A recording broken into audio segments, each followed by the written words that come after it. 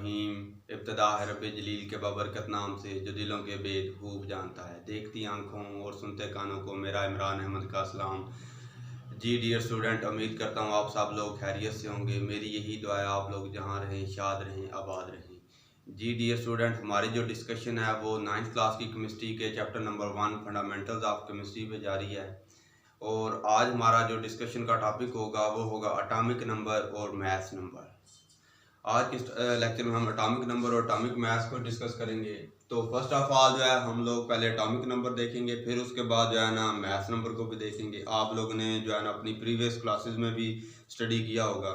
तो atomic number पे जाने से पहले मैं जो है ना समझता हूँ कि आप लोगों को पहले जो है ना एटॉमिक के जो है ना कोई भी एटम है उसके स्ट्रक्चर के बारे में, एटॉमिक स्ट्रक्चर के बारे में थोड़ा सा जो है ना बता दूं। वैसे तो जो चैप्टर नंबर 2 है वो सारे का सारा जो है ना वो एटॉमिक स्ट्रक्चर के रिलेटेड ही है, लेकिन यहाँ पे भी एटॉमिक नंबर को समझने से पहले भी जो एटॉमिक स्ट्रक्चर होता है हमारे पास उसके बारे में मैं समझा थोड़ा बहुत नॉलेज होना चाहिए। किसी भी जो एटम का जो स्ट्रक्चर होता है ना उसके जो सेंटर में हमारे पास होता है न्यूक्लियस।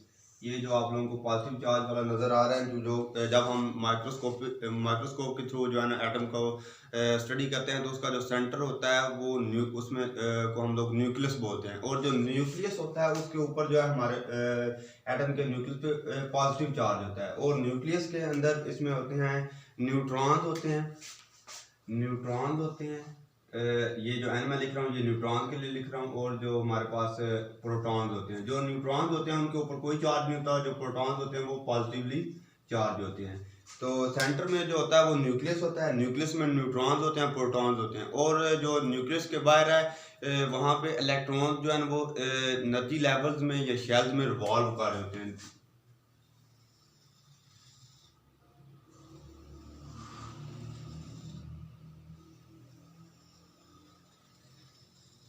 जी,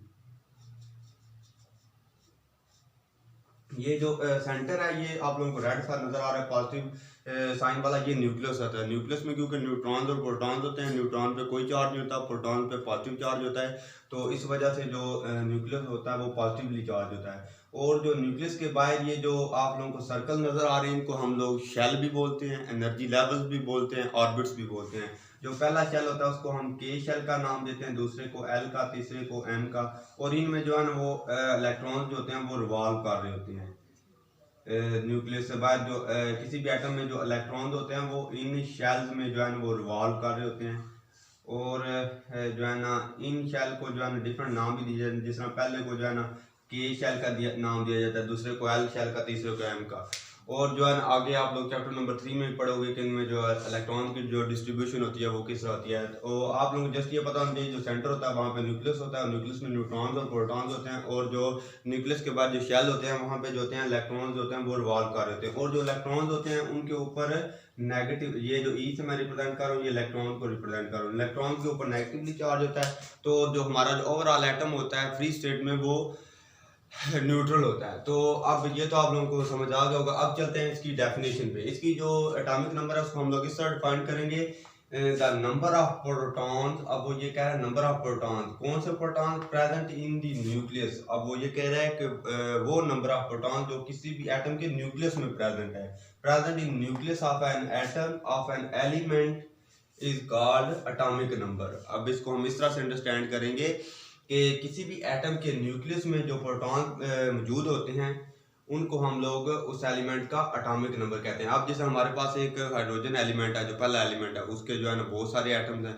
वो तो हाइड्रोजन एटम, कोई भी जो हाइड्रोजन एटम होगा उसके जो न्यूक्लियस में जो नंबर ऑफ प्रोटॉन्स होंगे हम उसको जो है ना हाइड्रोजन का एटॉमिक नंबर बोलेंगे। मैं उम्मीद करता हूँ आपको जो है ना अंडरस्टैंडिंग होगी। किसी भी एटम के जो न्यूक्लियस में जितने नंबर ऑफ प्रोटॉन्स हैं तो उसको हम उस एटम का जो है ना एटॉमिक नंबर बोलेंगे। तो जो हमारे पास एटॉमिक नंबर होता है उसको हम लोग जो है ना मोस्टली ये देखा गया है कि जो स्टूडेंट होते हैं वो ये गलती कर होते हैं, जो एटॉमिक नंबर होता है उसको ए के साथ रिप्रेजेंट कर देते हैं।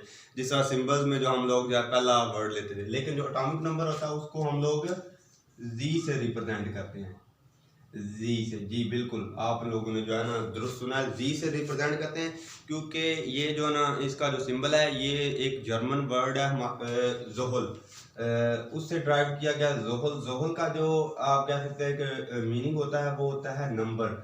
तो जब ये जो है ना पहले पहले तो जब जो साइंटिस्ट थे वो अटामिक नंबर की जगह पे अटामिक जोहल का वर्ड भी जो था वो यूज करते थे। तो ये जो इसका सिंबल है अटामिक नंबर का, जी ये जोहल जो जर्मन वर्ड है उससे ड्राइव किया गया है, जिसका मतलब होता है number. Atomic Johal, atomic number भी आप कह सकते हैं कि जो जहल है उसका मतलब नंबर है। तो इसको हम लोग जो है ना जी से रिप्रेजेंट करते हैं। और जो किसी भी आगे एग्जांपल हम लोग स्टडी करेंगे। आप देखें ना एग्जांपल वन हमारे पास ये है कि all hydrogen atoms have one proton. जितने भी हाइड्रोजन के एटम्स हैं उनमें जो नंबर ऑफ प्रोटॉन्स हमारे पास होंगे होते हैं वो होते हैं एक प्रोटॉन होता है, एक प्रोटॉन, जी एक प्रोटॉन है। और नेक्स्ट हमारे पास जो एग्जांपल है वो है all carbon atoms have 6 proton. तो जितने प्रोटॉन होंगे, अब हमने डेफिनेशन में भी पढ़ा है, वही उसका जो होगा वो आगे एटॉमिक नंबर होगा। तो जो हाइड्रोजन का हमारे पास एटॉमिक नंबर होगा वो 1 होगा। इसी तरह आगे हमारे पास जो कार्बन का एटॉमिक नंबर होगा वो 6 होगा। अब जो हमारे पास जितने भी नाइट्रोजन के एटम्स हैं, ठीक है, उनके जो न्यूक्लियस में जो प्रोटॉन प्रेजेंट होते हैं वो 7 होते हैं, 7 प्रोटॉन होते हैं। तो इसलिए जो फिर नाइट्रोजन का जो एटॉमिक नंबर होगा जी वो होगा 7। इसी तरह आगे हमारे पास एक और एग्जांपल है all sulphur atoms have 16 protons. तो सल्फर के जितने भी हमारे पास एटम्स हैं उन सब के जो एटॉमिक नंबर है वो 16 है। तो जो और ये जो 16 होगा आगे जो है। तो जब फ्री स्टेट में जो एटम न्यूट्रल होगा, तो न्यूट्रल होने का मतलब है कि ना ही उसके ऊपर पॉजिटिव चार्ज है ना ही उसके ऊपर नेगेटिव चार्ज है। तो अब हमें ये तो पता चल गया कि जो है ना किसी भी जो एटॉमिक नंबर हमें तो ये तो बता देता है कि किसी एटम के जो है ना न्यूक्लियस में इतने प्रोटॉन्स हैं, लेकिन हमें ये कैसे पता चलेगा कि इलेक्ट्रॉन्स कितने हैं। तो इसका हम लोग जो है ना थोड़ा इनडायरेक्ट मेथड से जो है ना पता चला लेते हैं कि क्योंकि एटम जब है फ्री स्टेट में न्यूट्रल है तो जाहिर सी बात है कि जितनी पॉजिटिव चीज़ें होंगी उतनी ही नेगेटिव होंगी। तो यही वजह है कि न्यूट्रल एटम जो एटॉमिक नंबर होता है वो इसके इक्वल होता है नंबर ऑफ प्रोटॉन्स के इक्वल होता है, नंबर ऑफ प्रोटॉन। तो जब नंबर ऑफ प्रोटॉन्स आप कह सकते हैं कि किसी भी जिसमें ये हमारे पास कार्बन है ये न्यूट्रल फॉर्म में, इसके ऊपर ना ही पॉजिटिव चार्ज है ना ही नेगेटिव चार्ज है, तो उसके अगर न्यूक्लियस में जो है ना 6 प्रोटॉन दिए गए हैं तो मतलब है कि 6 पॉजिटिव चीज़ें हैं, तो उसको बैलेंस करने के लिए उतने ही जो है ना उसके इक्वलेंट ही जो नंबर ऑफ इलेक्ट्रॉन्स भी होंगे। तो ये इक्वल होगा नंबर ऑफ इलेक्ट्रॉन्स। कोई भी जो न्यूट्रल एटम होता है उसमें जो एटॉमिक नंबर होता है वो वैसे तो हमें ये बता रहा होता है कि इसमें जो है इतने नंबर ऑफ प्रोटॉन्स हैं, लेकिन क्योंकि वो न्यूट्रल है उसके ऊपर कोई चार्ज नहीं है तो उसमें जो नंबर ऑफ इलेक्ट्रॉन्स होंगे वो भी उसके नंबर ऑफ प्रोटॉन्स के इक्वल होंगे। लेकिन आप लोगों ने जब इसको डिफाइन करना है तो ये कभी नहीं एटॉमिक नंबर को इस तरह नहीं डिफाइन करना कि number of electrons in shells of an atom. जब भी आप लोगों ने एटॉमिक नंबर को डिफाइन करना है तो आप लोगों ने इसी तरह करना है the number of protons present in the nucleus of an atom of an element is called atomic number.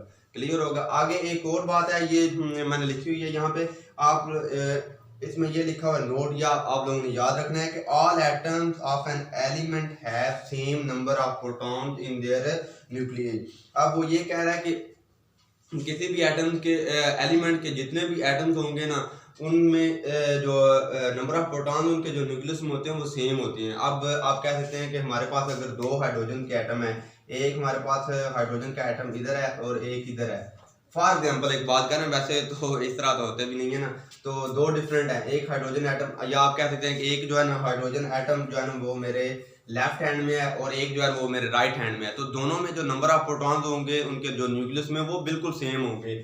तो ये वजह है कि फिर इनका जो एटॉमिक नंबर होंगे वो भी सेम होंगे, तो जिसकी वजह से hence each element has specific atomic number. तो आगे वो ये कह रहा है कि इसी वजह से जो हर कोई एलिमेंट होता है ना उसका जो एटॉमिक नंबर होता है वो स्पेसिफिक होता है। तो जिसको हम लोग उसका आइडेंटिफिकेशन नंबर कहते हैं। स्पेसिफिक एक से मुराद आप ये कह सकते हैं कि कोई भी जो है ना दो डिफरेंट एलिमेंट ऐसे नहीं होंगे जिनका एटॉमिक नंबर एक होगा। अगर हम एटॉमिक नंबर 1 की बात कर रहे हैं तो इसका मतलब है कि हम हाइड्रोजन एलिमेंट की बात कर रहे हैं। इसी तरह अगर हम लोग एटॉमिक नंबर 11 की बात कर रहे हैं तो इसका मतलब है कि हम सोडियम एलिमेंट की बात कर रहे हैं। इसी तरह अगर हम लोग एटॉमिक नंबर जो है ना 14 की बात कर रहे हैं तो इसका मतलब है कि हम सिलिकॉन एलिमेंट की बात कर रहे हैं। तो ये स्पेसिफिक होते हैं, हर एक का जो एटॉमिक नंबर होता है वो सेम होता है और हर इंडिविजुअल एलिमेंट के लिए ये स्पेसिफिक होता है। तो इसको जो है ना किसी भी एलिमेंट का आइडेंटिफिकेशन नंबर भी कह सकते हैं। जिस तरह हर एक जो है ना हर एक आदमी का जो है ना डिफरेंट जो है ना होता है आईडी कार्ड नंबर होता है, उसको हम उसका ID card number identification number भी बोलते हैं। तो यही वजह है कि किसी भी जो है ना एलिमेंट का जो होता है एटॉमिक नंबर होता है वो यूनिक होता है, स्पेसिफिक होता है और उसको उसका आइडेंटिफिकेशन नंबर भी बोला जाता है। इसी तरह हमने एटॉमिक नंबर को तो डिफाइन कर लिया है कि जो number of proton present in the nucleus of an atom of an element is called atomic number और उसको जो है ना जी के साथ रिप्रेजेंट किया जाता है। अब हम आगे जो पढ़ेंगे वो है मैस नंबर।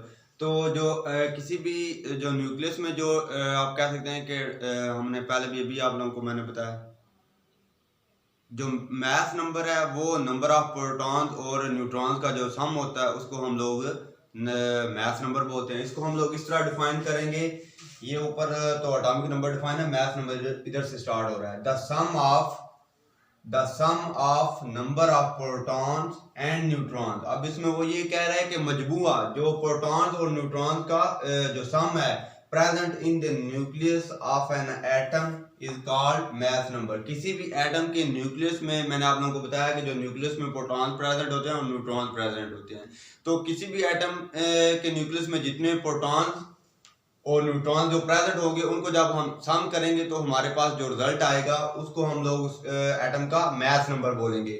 और जो मैस नंबर होता है इसका सिंबल जो होता है इट इज रिप्रेजेंटेड बाय ए। ये आप लोगों ने याद रखना है कि जो एटॉमिक नंबर होता है उसको हम जी से रिप्रेजेंट करते हैं और जो एटॉमिक नंबर को ए के साथ रिप्रेजेंट किया जाता है। तो आगे जो है ना कैलकुलेशन के, इसकी कैलकुलेशन का तरीका, इसको किस तरह कैलकुलेट किया जाता है, it is calculated as A is equal to, क्योंकि जो ए है ये यहाँ पे रिप्रेजेंट कर रहा है एटॉमिक मैस को, या फिर आप mass number, simple mass number बोल सकते हैं मैस नंबर को, और ये जो जी है ये रिप्रेजेंट कर रहा है उसको नंबर ऑफ प्रोटॉन या फिर जिसको आप एटॉमिक नंबर बोलते हैं उसको प्लस एन। तो where N is the number of proton. तो अगर हमें किसी भी एटम का जो है एटॉमिक नंबर पता हो, जिस तरह ये जी है, तो उसमें हम जो उसके न्यूक्लियस में मौजूद होंगे न्यूट्रॉन मौजूद होंगे उनको हम ऐड करके उसका जो है ना मैस नंबर है फाइंड आउट कर सकते हैं। आगे इसकी जो एग्जांपल्स हैं, अब देखें जो कार्बन एटम होता है उसके हमारे पास उसके जो है ना 6 ही प्रोटॉन्स होते हैं उसके न्यूक्लियस में और 6 ही न्यूट्रॉन्स होते हैं। तो अगर हमें ये बता दिया जाए तो हम उसका जो मैस नंबर है वो फाइंड आउट कर सकते हैं। जिस तरह ये इक्वेशन है हमारे पास A is equal to G plus N. अब देखें ना यहाँ से ये जो हमें इंफॉर्मेशन दी गई 6 प्रोटॉन्स है, तो इसका मतलब है कि उसका जो एटॉमिक नंबर है वो 6 है और जो न्यूट्रॉन्स है इसके वो भी 6 हैं। तो ये हमारे पास हो जाएगा 6 + 6 इक्वल टू हो जाएगा 12। इसी तरह अब ऑक्सीजन की बात कर लेते हैं। ऑक्सीजन के लिए भी जो मैस नंबर होगा वो हम लिखेंगे ए इज इक्वल टू जी। आप देख लें यहाँ पे इंफॉर्मेशन दी गई है oxygen has 8 proton and 8 neutron. तो इसका मतलब है कि जो ऑक्सीजन का एटॉमिक नंबर है वो 8 है और उसमें हम लोगों ने 8 न्यूट्रॉन जो है वो ऐड करने होंगे। तो ये यहाँ पे ऐड करेंगे 8 + 8, तो ये हमारे पास हो जाएगा 16।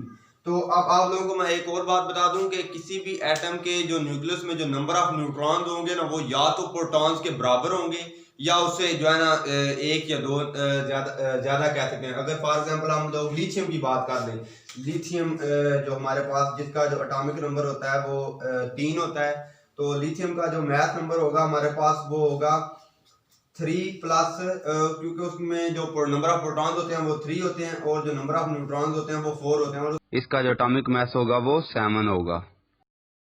तो मैं आप लोगों को ये बता रहा हूँ कि किसी भी एटम के न्यूक्लियस में जो नंबर ऑफ न्यूट्रॉन्स हैं, ये न्यूट्रॉन किसी भी ये एन वो या तो जो है ना नंबर ऑफ प्रोटॉन्स के इक्विवेलेंट होंगे या फिर उनसे 1 या 2 नंबर जो है ना वो इजाफी होंगे, उनसे कम नहीं, हरगिज जो है ना कम वाला बात नहीं हो सकती।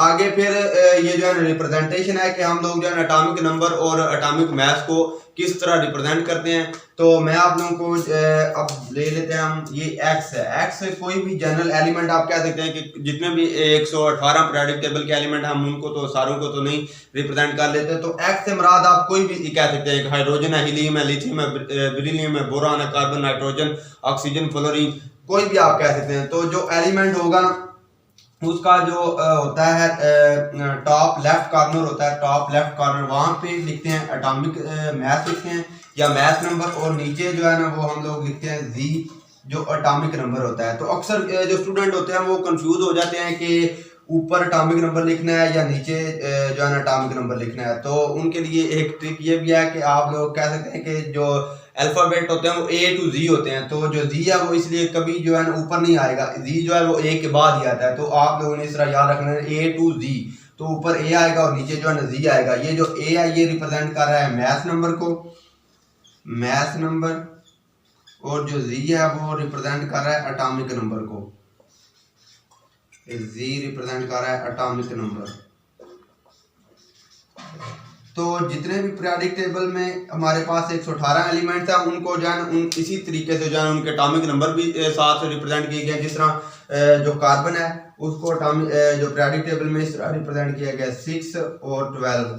इसी तरह हमारे पास जो सोडियम है उसका जो सिंबल होता है वो Na होता है, और सोडियम का क्योंकि जो एटॉमिक नंबर होता है वो 11 होता है और जो एटॉमिक मास होता है वो 23 होता है। तो उसको इस तरीके से रिप्रेजेंट किया जाता है। इसी तरह एल्यूमिनियम है, एल्यूमिनियम का जो एटॉमिक नंबर है वो 13 है और जो एटॉमिक मास है वो 27 है, उसको इस तरह रिप्रेजेंट किया जाता है। तो ये इसकी एग्जांपल्स होगी, और ये जो है ये जनरल एग्जांपल है कि जो होते हैं हमारे पास एटॉमिक नंबर होता है और मास नंबर होता है उसको किस तरह रिप्रेजेंट किया जाता है। किसी भी एटम का जो सिंबल होगा उसके जो टॉप होगा लेफ्ट कॉर्नर, वहां पे हम लोग लिखेंगे मास नंबर। ये आप लोग देख सकते हैं कि 12, 23, 27 ये रिस्पेक्टिवली कार्बन, सोडियम और एल्यूमिनियम के एटॉमिक मैसेज हैं, मास नंबर है। और जो ये नीचे लिखे गए हैं 6, 11, 13 ये उनके एटॉमिक नंबर है। तो एक दफा जो है ना दोबारा रिपीट कर रहा हूँ कि जो एटॉमिक नंबर होता है उसको हम लोग इस तरह डिफाइन करते हैं, the number of protons present in the nucleus of an atom of an element. तो उसको जो है ना आगे रिप्रेजेंट जो है वो जी से किया जाता है, जो कि एक ड्राइव हुआ था जर्मन वर्ड ज़ोहल से, जिसका मतलब होता है नंबर से। और जो हमारे पास मैथ नंबर होता है वो किसी भी एटम के न्यूक्लियस में जो होते हैं number of protons and neutrons, उनके सम को हम लोग मैथ नंबर बोलते हैं और इसको ए के साथ रिप्रेजेंट किया जाता है। और जो मैथ नंबर है उसको हम लोग कैलकुलेट करने के लिए एटॉमिक नंबर में साथ में जो है ऐड कर देते हैं नंबर ऑफ न्यूट्रॉन। तो हमारे पास जो रिजल्ट आता है वो एटॉमिक मैथ होता है। ये जो एटॉमिक मैथ है, मैथ नंबर है, इसको हम लोग एटॉमिक मैथ भी बोलते हैं। और इसके अलावा जो रिप्रेजेंटेशन का तरीका है कि किस तरह हम लोग जो है ना एलिमेंट्स को जो है ना रिप्रेजेंट करते हैं उनके सिंबल्स के साथ, उनको जो मैथ नंबर है और एटॉमिक नंबर है वो किस तरह लिखते हैं। वो इस तरह मैंने आप लोगों को बताया कि कोई भी एलिमेंट हो सकता है, ये एक्स से मुराद कोई एलिमेंट नहीं है, ये 118 के लिए हमने जनरल लिखा है, तो उनमें से कोई भी हो सकता है। उसके जो टॉप लेफ्ट कॉर्नर होगा वहां पे हम मैथ नंबर लिखेंगे और जो बॉटम होगा वहां पे हम उसका एटॉमिक नंबर लिखेंगे। इसी तरह जो आगे है आप लोगों की बुक का पेज नंबर 10 है आई थिंक, वहाँ पे एक टेबल दिया गया है, उसमें जो है ना कुछ एलिमेंट्स के जो है ना वो एटॉमिक नंबर, एटॉमिक मैसेज, उनके न्यूक्लियस में जो नंबर ऑफ प्रोटॉन्स हैं और नंबर ऑफ न्यूट्रॉन्स हैं वो बताए गए हैं। तो इस जो है ना ये इम्पोर्टेंट जो है ना टेबल है, इसमें अक्सर जो है ना MCQs पूछ लिए जाते हैं और जो स्टूडेंट होते हैं वो लगाते हैं रट्टा। तो रट्टा लगाने से जो है ना चीज़ें याद नहीं होती, इनको समझने की कोशिश करें। आए हम लोग जो है ना इनको फिल करने की कोशिश करेंगे, क्योंकि आप लोगों की बुक के में जो है ना सारी इंफॉर्मेशन दी गई है, लेकिन हम लोग जो है ना इसको जो है ना अभी साथ साथ करेंगे तो आप लोगों को जो है ना बेटर जो है ना अंडरस्टैंडिंग होगी। अब जो हमारे पास हाइड्रोजन का जो एटम्स होता है उसमें जो नंबर ऑफ प्रोटॉन्स होते हैं वो होते हैं 1, एक ही उसमें जो है ना प्रोटॉन होता है उसके न्यूक्लियस में, और जो नंबर ऑफ न्यूट्रॉन्स होते हैं वो 0 होते हैं। जो हाइड्रोजन का न्यूक्लियस होता है उसमें जो न्यूट्रॉन्स होते हैं वो कोई नहीं होते, जस्ट जो है ना एक प्रोटॉन प्रेजेंट होता है। तो हम लोगों ने जब एटॉमिक नंबर की डेफिनेशन की थी तो वहां पे हमने बताया था the number of proton present in the nucleus of an atom of element. तो किसी भी एटम के जो है न्यूक्लियस में जितने प्रोटॉन्स होंगे वही उसका एटॉमिक नंबर होगा। तो हाइड्रोजन का जो एटॉमिक नंबर होगा वो 1 होगा। और जो एटॉमिक नंबर और जो मैथ का जो होता है हमारे पास यूनिट होते हैं वो भी होते हैं AMU, एटॉमिक मैथ यूनिट। इसी तरह ये जो है ना मैथ नंबर के लिए भी जो है ना AMU हम लोग जो है ना यूज करते हैं, इनके जो यूनिट है। तो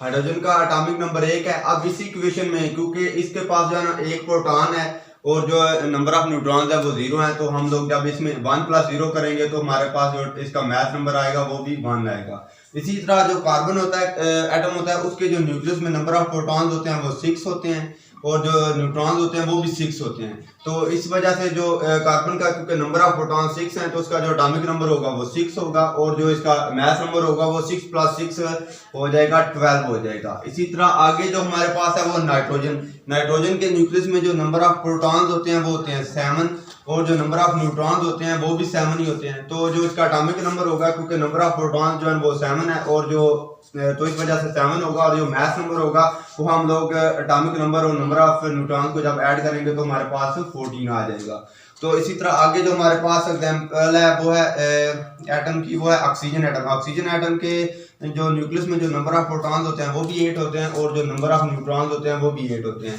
तो इसका जो एटॉमिक नंबर होगा वो 8 होगा क्योंकि जो इसके न्यूक्लियस में 8 ही प्रोटॉन्स हैं और इसका जो मैथ नंबर होगा वो 16 होगा क्योंकि 8 + 8 16 होगा। इसी तरह आगे ये जो हमारे पास फ्लोरीन है, फ्लोरीन के जो न्यूक्लियस में जो नंबर ऑफ प्रोटॉन्स होते हैं वो 9 होते हैं लेकिन जो इसके नंबर ऑफ न्यूट्रॉन्स होते हैं वो 10 होते हैं।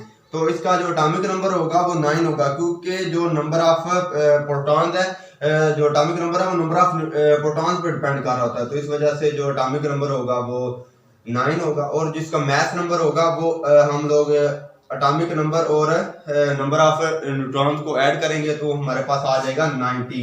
मैंने आप लोगों को जब मैथ नंबर पढ़ा रहा था तो उस वक्त भी मैंने अभी आप लोगों को थोड़ी देर पहले बताया कि जो नंबर ऑफ न्यूट्रॉन्स होंगे या तो वो नंबर ऑफ प्रोटॉन्स के इक्वल होंगे और या जो है ना उससे 1 या 2 ज्यादा होंगे। एक्सेप्शन जस्ट जो है ना ये हाइड्रोजन के केस में है।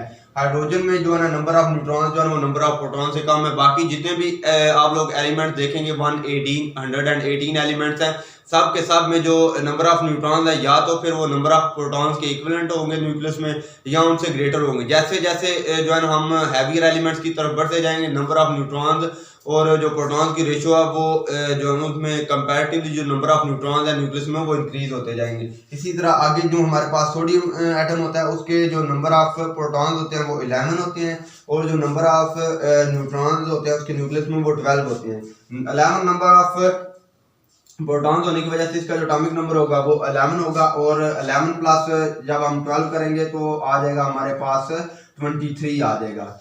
सेम केस आगे जो है ना मैग्नीशियम के लिए, इसमें जो 12 नंबर ऑफ जो है ना प्रोटॉन्स है और 12 नंबर ऑफ ही न्यूट्रॉन्स है। इसका जो एटॉमिक मास होगा वो एटॉमिक नंबर वो होगा हमारे पास 12 और जो एटॉमिक मास होगा या मास नंबर वो 24 होगा। आगे जो हमारे पास पोटाशियम है, पोटाशियम के जो न्यूक्लियस में नंबर ऑफ प्रोटॉन्स होते हैं वो 19 होते हैं और जो नंबर ऑफ जो होते हैं न्यूट्रॉन्स होते हैं वो 20 होते हैं। तो इसका जो एटॉमिक नंबर होगा वो होगा हमारे पास 19 क्योंकि इसके न्यूक्लियस में 19 जो है वो नंबर ऑफ प्रोटॉन्स है और इसका जो मास नंबर होगा वो 39 होगा क्योंकि जो 19 प्लस जो 20 होगा वो 39 होगा। इसी तरह जो हमारे पास कैल्शियम है, कैल्शियम के जो नंबर ऑफ प्रोटॉन्स होते हैं उसके न्यूक्लियस में वो भी 20 हैं और नंबर ऑफ न्यूट्रॉन्स जो है वो भी 20 हैं। तो जो इसका एटॉमिक नंबर होगा वो होगा 20 और जो इसका मास नंबर होगा वो 40 होगा। तो आप लोग जो है ना अगर आप लोगों को किसी भी एटम के जो है ना न्यूक्लियस में अगर बता दिया जाए कि जो है ना इतने प्रोटॉन्स हैं और इतने न्यूट्रॉन्स हैं तो फिर आप लोग जो है ना इजीली जो है ना उसका मास नंबर भी जज कर सकते हो और उसका एटॉमिक नंबर भी जज कर सकते हो। तो आज के लेक्चर के लिए इतना ही। नेक्स्ट लेक्चर तक के लिए अल्लाह हाफिज़।